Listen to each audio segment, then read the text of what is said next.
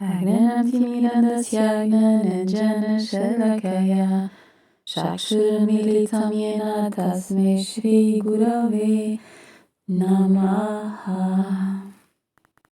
Bhagavad Gita, capítulo 17. Shraddhatraya Vibhaga Yoga, verso 1 em diante. No capítulo anterior, Bhagavan Krishna explica a Arjuna como as qualidades sátvica, rajásica e tamásicas afetam uma pessoa. Quando as qualidades tamásicas predominam, as pessoas tornam-se demoníacas, enquanto aqueles que permanecem no amor de Deus têm qualidades divinas. Eles vêm para a Bhakti Marga e assim não são levados para o inferno, puxados para baixo. Apanham um elevador para serem elevados.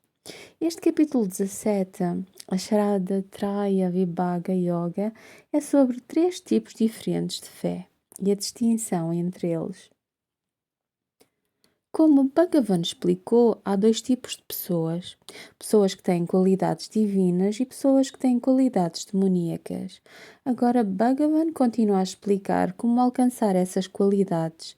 Aqui verão que será muito acerca de como a nossa fé, como a comida que comemos nos afeta e de como estas afetam a mente. É também muito importante o meio envolvente, a companhia e a quem nos associamos. Neste capítulo, Bhagavan explica os 3 tipos de fé. Pessoas que têm qualidades sáttvicas, pessoas que têm qualidades rajásicas e pessoas que têm qualidades tamásicas. À medida que ia avançando aqui, estava a rir-me, porque muito disto está também presente na Bíblia, no Antigo Testamento, no Levítico, onde diz o que têm de comer e o que não devem comer. Claro, as pessoas vão naturalmente para o que mais gostam de comer. Aqui neste capítulo, Bhagavan explica de forma mais detalhada o que não é bom comer e o que é bom comer. No capítulo 16, contei-vos a história de um motorista de autocarro que mostra como Bhagavan, devido ao amor do seu devoto, vem ele próprio. Antes de começarmos, vou contar-vos uma outra história de um Bhakta que estava completamente absorto no amor de Deus. Como seu dharma diário, ele trabalhava como joalheiro. Era um famoso joalheiro, mas desinteressado pelo dinheiro. Ele fazia-o para apoiar a família e porque as pessoas encontravam grande alegria na sua presença, devido ao seu grande amor por Deus. Por isso, as pessoas gostavam de ir ter com ele. Quando iam lá, ele gostava de falar com elas acerca de Deus e partilhar as suas experiências. E claro, ele também estava lá pronto para ouvir as pessoas. Então, este joalheiro era um grande bhakta e era famoso devido ao seu amor pelo Senhor. Ele tornou-se famoso porque as pessoas adoravam lá ir. Normalmente, toda a gente gosta de falar, mas não de ouvir. Mas ele ouvia as pessoas e as pessoas ouviam-no. Não era apenas uma conversa unidirecional, mas sim bidirecional. O sultão também tinha ouvido falar dele e chamou-o ao seu palácio. O sultão disse-lhe: "A minha filha vai casar e eu queria que lhe fizesse um lindo conjunto de joias, muito régio." O sultão deu-lhe imenso ouro, diamantes e pérolas e tudo isso para serem usados no conjunto de joias da sua filha. Depois disse: "Quero pronto no prazo de uma semana." O joalheiro regressou a casa e disse à sua esposa: "O sultão deu-me uma semana para isto. Teremos de trabalhar arduamente." Entretanto, havia uma banda da Bhakti Marga a chegar à sua vila e, claro, ele esqueceu-se acerca da encomenda de joias do sultão. Durante 3 ou 4 dias, esteve constantemente a cantar e a dançar para o Senhor.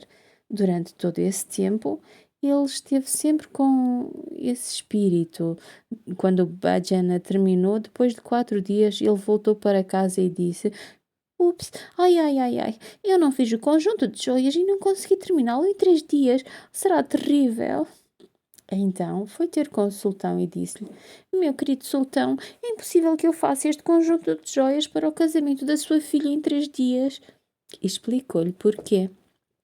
Claro que o sultão não ficou nada contente ao ouvir aquilo, então ele disse: Não faz mal, no entanto tem de ser feito. Eu preciso que estas joias estejam prontas dentro de 3 dias, e se não o fizeres, cortarei a tua cabeça. O joalheiro regressou a casa muito triste, deprimido. Depois disse à sua esposa: Olha, é impossível conseguirmos fazer isto em 3 dias. De certeza que vou morrer.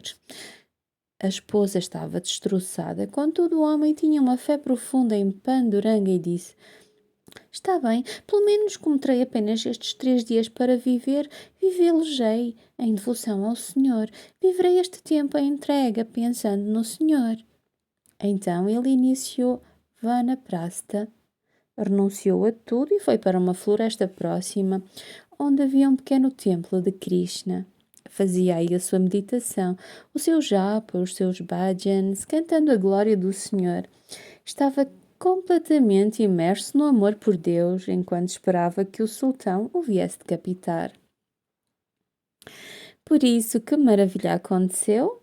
Krishna, que estava naquele templo, manifestou-se. Saiu da sua divindade, assumiu a forma do joalheiro, foi para casa e chamou a esposa. Esposa, vai buscar as pérolas e todas as joias que o sultão deu. Estou inspirado para trabalhar nisso. A esposa trouxe-lhe tudo e depois foi para a casa da sua amiga. O joalheiro estava sozinho em casa e, claro, não era ele, era Krishna.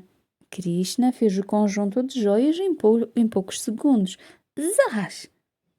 Eram as joias mais lindas e provavelmente ainda mais ricas e elegantes do que as que o sultão havia encomendado.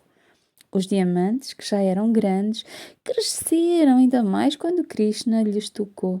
As pérolas, que eram muito pequenas, tornaram-se enormes. Esta é a misericórdia do Senhor.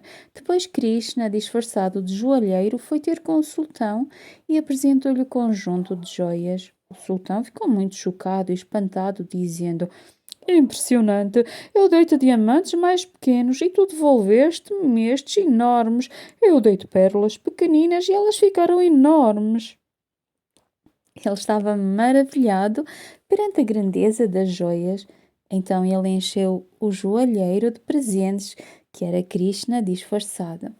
Regressando a casa, o joalheiro deu todos os presentes à esposa e disse: Temos de fazer uma festa. Krishna está sempre alegre, ele não é aborrecido, ele gosta de ver todos os seus devotos alegres. Por isso organizaram um grande Sankirtan na casa do joalheiro, onde todos foram alimentados e estavam alegremente cantando a glória do Senhor.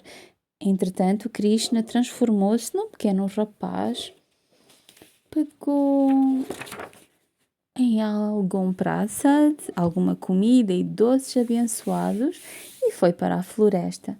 Como se nada tivesse acontecido, ele era apenas um pequeno rapaz a caminhar na floresta. Então ele fingiu esbarrar acidentalmente contra o verdadeiro joalheiro e disse: Ups, desculpa, eu não te vi. O joalheiro abriu os olhos. O pequeno rapaz disse: toma um pouco de praçado para ti, alguns doces. Eu vim agora mesmo de uma grande festa de Sankirtan da casa do joalheiro ali embaixo, na vila. O homem, chocado, disse: Mas eu é que sou o joalheiro. A minha esposa tem agora outro marido ou quê? Ele voltou para casa para ver que festa era aquela e quando chegou perguntou à esposa: O que é isto? Agora a esposa que ficou chocada, ela olhou para ele e disse: Estás louco ou quê? Há alguma coisa que não está bem aqui. Foste tu quem organizou esta festa. Tu fizeste o mais lindo conjunto de joias para o rei e ele deu-te uma bela recompensa. O joalheiro disse: Não, eu estava sentado na floresta há 3 dias, à espera que o rei me fosse decapitar. Então ele apercebeu-se de que fora Krishna quem havia assumido a sua forma e o salvara. É isso que Bhakta Vatsala significa.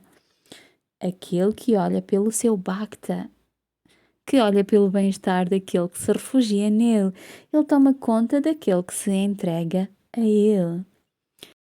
Capítulo 17, verso 1. Arjuna Uvaje Yeshastravyemotsrutya Viyante Shradayam Vitadasham Nishtatu Je Krishna Sattvam Ahorajastam. Arjuna diz: quando as pessoas oferecem sacrifícios com fé a Deus ou aos semideuses, mas abandonam a regra dos shastras, o que é essa vontade concentrada de devoção neles, conhecida como nista, que lhes dá esta fé e os move para este tipo de ação. Ó Krishna é sattva, rajas ou tamas. Na sua mente, Arjuna está a analisar, está a ver todos os tipos de gunas e o que Krishna disse acerca das qualidades demoníacas e das qualidades divinas. Ele coloca esta questão porque quer compreender. Se as pessoas não seguirem as regras, as normas, os códigos que estão escritos nos Shastras, mas no entanto tiverem fé e venerarem Deus com completa devoção, Nishta, vem este comportamento da natureza divina ou da natureza demoníaca? Diz que há 5 tipos, ou passos de devoção. Aqueles que seguem os shastras, que seguem as instruções e têm fé neles, estão divididos em 2 grupos. Aqueles que fazem todas as orações e serviço ao Senhor de uma forma desinteressada e aqueles que têm nisso um interesse pessoal, um motivo pessoal. Os primeiros são para sempre livres, porque não têm nenhum motivo. Bhagavan diz que os primeiros são de qualidade sátvica e os segundos são uma mistura de ambas as qualidades, sátvica e rajásica. Depois há o segundo tipo, aqueles que respeitam o que está escrito nos shastras, nas escrituras sagradas, mas que não têm fé. Eles fazem as orações, os sacrifícios, fazem caridade, fazem austeridades, fazem penitência. Bhagavan diz que eles fazem tudo isto, mas que, no entanto, não obtêm qualquer recompensa. Tudo que fazem é em vão devido à falta de fé. O terceiro tipo de pessoas tem fé, mas não consegue seguir as instruções dos shastras. Bhagavan diz que eles são ignorantes e têm as 3 qualidades dentro deles, sátvica, rajásica e tamásica. Eles variam sempre, dependendo para onde o seu destino os leva. Significa que o ambiente envolvente, o meio ambiente, é também extremamente importante. Tem influência nesse tipo de pessoas. Depois, o quarto tipo são aqueles que não têm fé e que não respeitam os shastras. Eles não respeitam as regras e regulamentos, não respeitam ninguém. Aqui Bhagavan diz que aqueles que não têm fé e não acreditam nas escrituras desenvolvem raiva e ganância. Estas pessoas vão para o inferno e todas elas nascem como espécies inferiores. O quinto tipo não quer ouvir absolutamente nada sobre as Escrituras e Deus.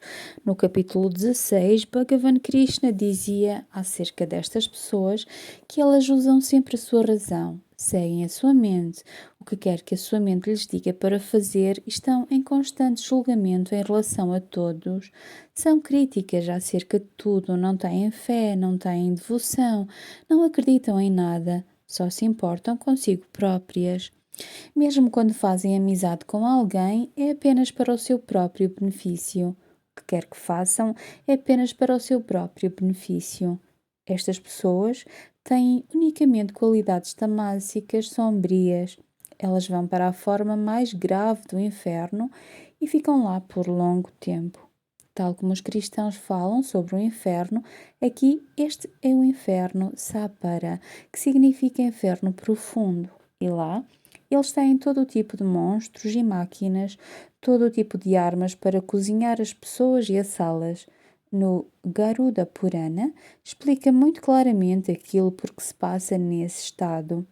A Bíblia também fala do inferno profundo e depois há o purgatório para as pessoas que não são tão más. O inferno profundo é para as pessoas tamássicas. Então, isso depende da agressividade do guna tamas no seu interior. Aqui Arjuna está a perguntar a Bhagavan Krishna: por favor, elucida-me, porque eu não entendo. Há tantos tipos de pessoas, então como é que a fé desperta naqueles que acreditam em Deus, mas que, no entanto, não seguem os Shastras, não seguem o que está escrito nas Sagradas Escrituras? No próximo verso, vamos ver a resposta, ok? Até lá.